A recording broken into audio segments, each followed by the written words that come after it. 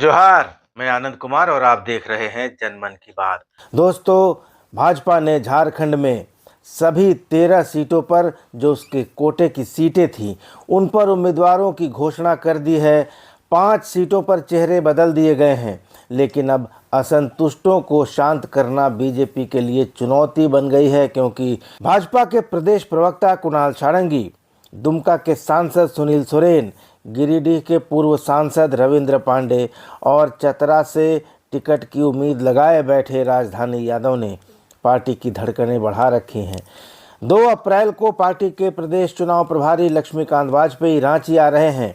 वे लोकसभा चुनाव के लिए पार्टी की तरफ से घोषित सभी प्रत्याशियों के साथ साथ विशुद्धों के साथ भी बैठक करेंगे, ऐसा बताया जा रहा है। दुमका से टिकट कटने के बाद सुनील सोरेन और उनके समर्थक निराश हैं। 3 मार्च को बीजेपी ने जो पहली सूची झारखंड के लिए जारी की थी, उसमें सांसद सुनील सोरेन को दोबारा प्रत्याशी बनाया गया था, लेकिन 19 मार्च को सीता सोरेन भारतीय जनता पार्टी में शामिल हो गईं और सुनील सोरेन का टिकट काटकर बीजेपी ने सीता सोरेन को दुमका से प्रत्याशी बना दिया। इससे सुनील सोरेन और उनके समर्थक नाराज़ बताए जाते हैं और खबर है कि सुनील सोरेन के कई समर्थक झारखंड मुक्ति मोर्चा से संपर्क कर रहे हैं और उनके लिए प्लेटफॉर्म तैयार कर रहे हैं। 28 मार्च को सुनील सोरेन अपने किसी निजी काम से जामा में थे। इसके पहले उनकी बात भारतीय जनता पार्टी के वरीय नेताओं से हुई। सुनील ने मेरठ जाकर प्रदेश चुनाव प्रभारी लक्ष्मीकांत वाजपेयी से मिलकर उनके सामने अपनी बातें रखी हैं। कुणाल सारंगी को लेकर भी रह रह कर ये चर्चाएं चलती रही हैं कि वे झारखंड मुक्ति मोर्चा में शामिल हो सकते हैं और जमशेदपुर से जेएमएम के प्रत्याशी हो सकते हैं। 28 मार्च को तो बाकायदा समाचार माध्यमों से लेकर सोशल मीडिया तक में ये खबर फैल गई कि वे शाम 5 बजे झारखंड मुक्ति मोर्चा ज्वाइन कर सकते हैं। हालांकि ऐसा कुछ हुआ नहीं, यह महज अफवाह थी और इन अफवाहों के चलते कुणाल को अपने फेसबुक अकाउंट पर, ऑफिशियल फेसबुक अकाउंट से चेतावनी देनी पड़ी। उन्होंने लिखा कि ये अच्छा है, खुद ही अफवाह फैलाओ और फिर अपनी फैलाई अफवाह को बचाने के लिए एक और अफवाह फैलाओ। सभी मीडिया साथियों से भी मेरा आग्रह है कि खबर चलाने के पहले कम से कम सूचना को वेरीफाई करने का कष्ट करें, अफवाहों पर विश्वास न करें और शांति के साथ अपनी अकल लगाएं, सेहत का ध्यान रखें, कसरत दिन में एक बार ज़रूर करें। साथ ही उन्होंने चेतावनी दी है कि अगर बिना वेरीफाई किए सूचनाएँ, गलत सूचनाएँ, भ्रामक सूचनाएँ छापी गई, अफवाह फैलाई गई तो उस पर लीगल एक्शन लेंगे। ऐसे लोगों के खिलाफ कानूनी नोटिस जारी कराया जाएगा। गिरिडीह की बात करें तो गिरिडीह से भारतीय जनता पार्टी के टिकट पर 5 बार सांसद चुने जा चुके रविंद्र पांडे का टिकट 2019 के चुनाव में तब कटा था जब गिरिडीह की सीट भारतीय जनता पार्टी ने तालमेल के तहत आजसू पार्टी को दे दी थी। उस समय पांडे काफ़ी नाराज़ हुए थे, लेकिन उन्होंने पार्टी नहीं छोड़ी थी, पार्टी में बने रहे और इसका फल उन्हें मिला जब 2019 के विधानसभा चुनाव में भारतीय जनता पार्टी ने उनके बेटे को उम्मीदवार बनाया था। लेकिन इस बार रविंद्र पांडे को उम्मीद थी कि गिरिडीह सीट भाजपा के खाते में आएगी, लेकिन ऐसा हुआ नहीं।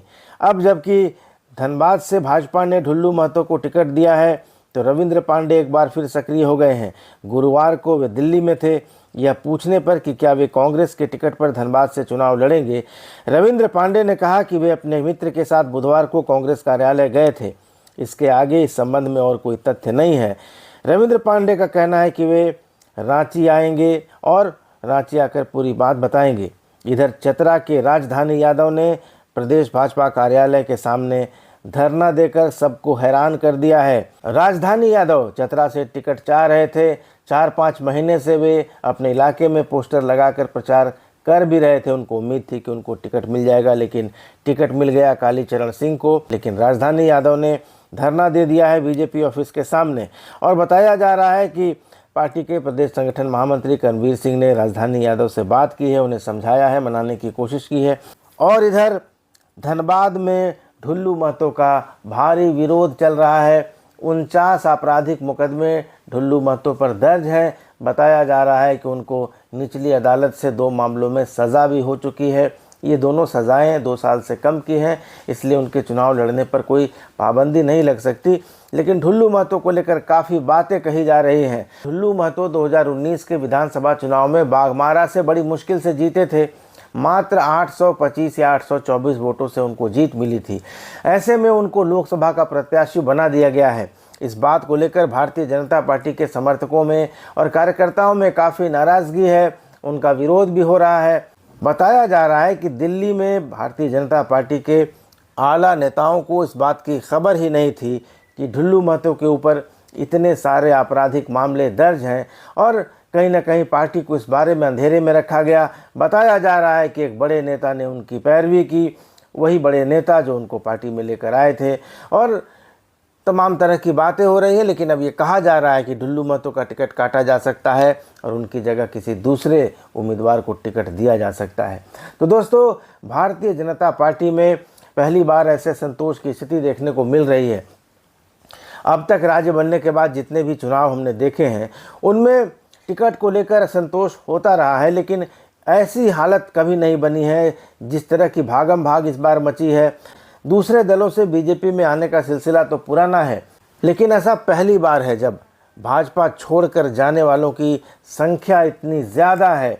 तो अब देखना है कि भारतीय जनता पार्टी के नेता, उसका नेतृत्व इस स्थिति से कैसे निपटते हैं, और बीजेपी ने झारखंड की सभी 14 सीटों पर जीत का जो लक्ष्य रखा है वो कितना पूरा हो पाता है। क्योंकि इस बार इंडिया अलायंस की जो तैयारी है वो शुरुआत में तो बहुत धीमी लग रही थी, बहुत कमज़ोर लग रही थी, लेकिन अब जिस तरह से इंडिया अलायंस सोच समझकर प्रत्याशी उतार रहा है और जिस तरह से भारतीय जनता पार्टी के असंतुष्ट नेता बगावत पर उतारू हैं, तो भारतीय जनता पार्टी को लोकसभा चुनाव में सभी 14 सीटों पर जीत हासिल करना इतना आसान भी नहीं होगा। उसे कड़ी चुनौती इंडिया अलायंस की तरफ से भी मिलेगी और अपने बागी नेताओं की तरफ से भी मिलेगी।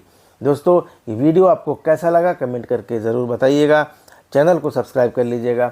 अगले वीडियो में मिलते हैं, तब तक इजाज़त दीजिए। धन्यवाद। नमस्कार।